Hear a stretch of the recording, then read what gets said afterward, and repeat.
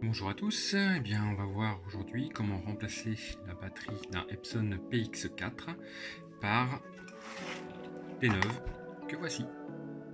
Alors la batterie d'un PX4 Epson est constituée de 4 éléments de 1,2 volts, ce qui nous fait 4,8 volts, comme on le voit ici, avec un connecteur un petit peu spécifique, donc il va falloir récupérer. Les batteries telles qu'on peut les acheter sont des batteries de 1,2 volts de taille AAA. Je précise parce qu'il y a les tailles AA qui sont beaucoup plus grosses et qui ne rentreraient pas. Donc on va voir comment refaire un bloc batterie en récupérant le câble et en assemblant 4 petites batteries de 1,2 volts. Petites batteries que j'ai pu acheter sur une boutique à Paris que je mettrai dans la description. Alors ne pas se fier à la taille de la boîte, ce sont bien des AA qui sont dans une grosse boîte de carton, un petit peu inutile, mais bon, voilà, on va récupérer ça et on va souder tout ça. Alors, ce sont des petites batteries rechargeables, bien sûr, de 1,2 volts, comme je l'ai dit, 0,8 ampères-heure, ce qui va nous amener à du 800 mAh, pardon, qui est largement suffisant puisque la batterie d'origine fait 500 mAh pour 4,8 volts. Donc on peut largement, pratiquement doubler la capacité de la batterie. Donc ces petites batteries sont prêtes à souder, on voit les petites lamelles ici, donc qui vont me permettre de les souder entre elles pour former le bloc de 4,8 volts puisque 4 fois 1,2 ça fait 4,8.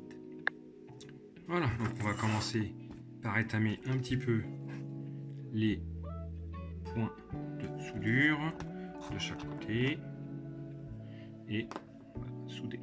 Alors bien sûr on relie le plus d'une des batteries qui est symbolisée ici par le négatif qui est plus plat sur l'autre.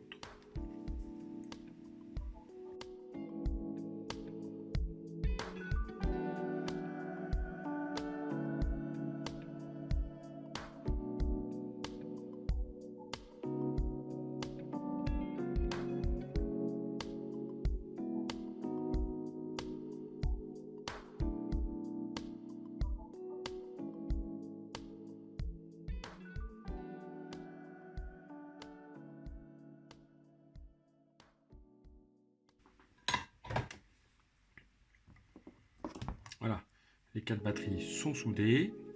Donc, ce qu'on va faire pour solidifier un peu tout ça, on va mettre du scotch isolant pour pouvoir les faire tenir entre elles.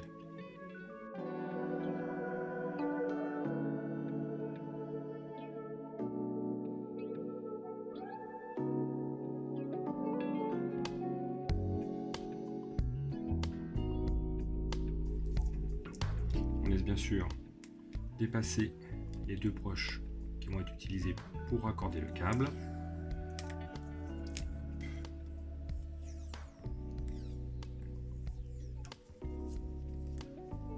Voilà, bien serré. On va faire dans l'autre sens pour isoler ces parties qui pourraient éventuellement faire un mauvais contact ou toucher les pièces métalliques dans le boîtier. Voilà ce qu'on obtient. Donc c'est bien compact, ça ne va pas bouger. La partie négative est ici, la partie positive est ici. Voilà, donc on va aller récupérer le câble qui est ici pour pouvoir le mettre sur le nouveau bloc de batterie. Alors on n'hésite pas, on le coupe. De toute façon, le bloc de batterie, celui-là, il est à la poubelle, au recyclage. Voilà, donc je vais dénuder.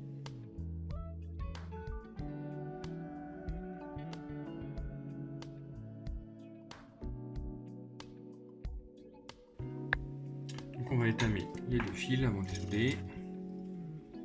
Voilà.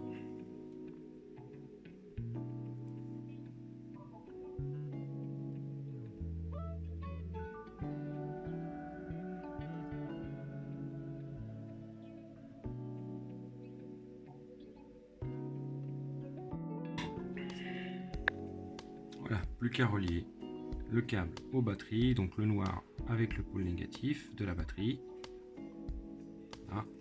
et le rouge avec le pôle positif de la batterie.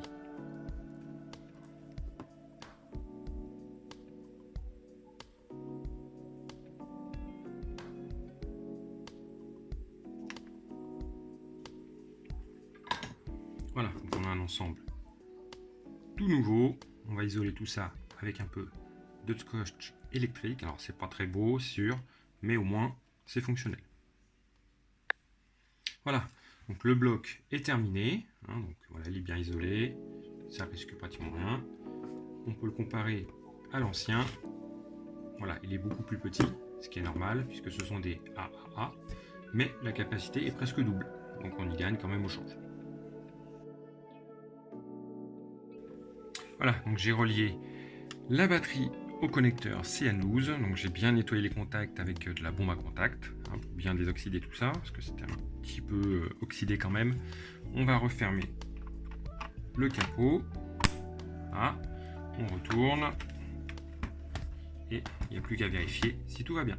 Bon, on va vérifier s'il s'allume, et oui, voilà, donc la batterie fonctionne, elle était chargée, par défaut on les reçoit chargées, je pense que c'est nécessaire pour pas qu'elle s'abîme. Pourquoi demande-t-il l'heure et la date? Eh bien parce que j'ai aussi enlevé la batterie de secours qui est ici, qui permet de garder la date, la mémoire, etc. Cette batterie est à l'intérieur, donc il faut démonter entièrement le PX4. C'est une batterie extrêmement spécifique. Alors j'ai fait plusieurs boutiques, elle est introuvable, y compris sur internet, donc c'est une RB301 et c'est introuvable. Par contre, alors j'ai trouvé des petits modules comme ceci, qui sont très petits. Voyons, voilà, différence de taille. Chaque petit module fait 1,2 volts. Cette batterie fait 4,8 volts. Je ne sais pas si on arrive à voir, voilà. 4,8 volts, 90 mA. Et ces toutes petites batteries là font 1,2 volts pour 120 mA. Donc j'en ai acheté 4 que je vais mettre en série. Donc là par contre, il n'est pas possible de souder. Donc il va falloir que j'adapte un boîtier, je pense en réaliser un en 3D. Donc ça, on verra ça dans une prochaine vidéo.